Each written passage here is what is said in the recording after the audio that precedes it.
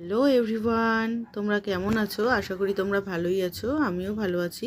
তো আজকে আমি তোমাদেরকে অ্যাকনে রিমুভ করা দেখাবো। তো আগে বলে রাখি যে অ্যাকনে কাদের বেশি হয়, তো এটা হচ্ছে অয়েলি স্কিনে বেশি হয়ে থাকে, আর এটা টিনেজারদের বেশি হয়। প্রত্যেকটা ছেলে মেয়েদের দুজনেরই মুখের মধ্যে অ্যাকনে হয়ে থাকে, টিনেজারদের বেশি হয়। তো অয়েলি স্কিনে যাদের দেখবে যে 13-14 বছর বয়স, তাদের ক্ষেত্রে এটা আরও বেশি বেশি করে দেখা দেয়।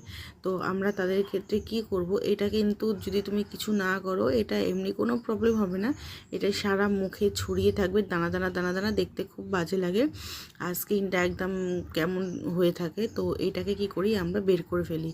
তো এইটা পিম্পলের মতন না যে প্রচণ্ড বড় বড় হয়, পেকে যায়, ব্যথা করে, সেরকম কিন্তু না। এটা ছোট ছোট ঘামাচির মতন হয়, কিন্তু এর ভিতরে একটা শ্বাসের মতন থাকে, আর এটা সারা মুখে ছড়িয়ে যায়। তো দেখতে খুবই খারাপ লাগে। যেহেতু সারা মুখে ছড়িয়ে যায়, তার জন্য কি করি, আমরা এটাকে বের করে দিই। এটা বের করে দিলে আবার নর্মাল স্কিনের মতন হয়ে যায়, আর বের করে দিলে পরে স্কিনটা ঠিকঠাক হয়ে যায়, আর মুখের মধ্যে ছড়ায় না।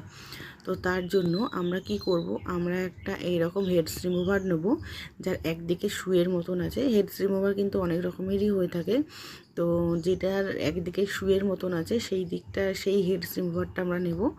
আর এইটাকে কি করব, আমরা ইউজ করার আগে একটুখানি মুখটাকে পুড়িয়ে নেব।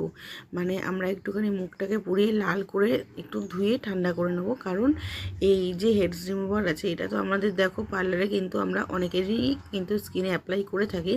তো যার জন্য আমরা মুখটাকে একটু পুড়িয়ে নেবো, যাতে কোনো ইনফেকশন কিন্তু না হয়, বা কারোর মুখ থেকে কারোর মুখে করলে পরে কোনো ক্ষতি না হয়। তার জন্য কিন্তু আমরা এই রিমুভারটার মুখটাকে ভালোভাবে পুড়িয়ে লাল করে নিয়ে তার যে জার্মসটা আছে সেটাকে আমরা নষ্ট করে দেবো। এটা হচ্ছে আমি করে থাকি। সবচেয়ে আমার সুবিধা মনে হয় যে হ্যাঁ, এই ক্ষেত্রে করলে পরে এই এইটা দিয়ে করলে পরে স্কিনের মধ্যে কিন্তু কারোর কোনো প্রবলেম হবে না।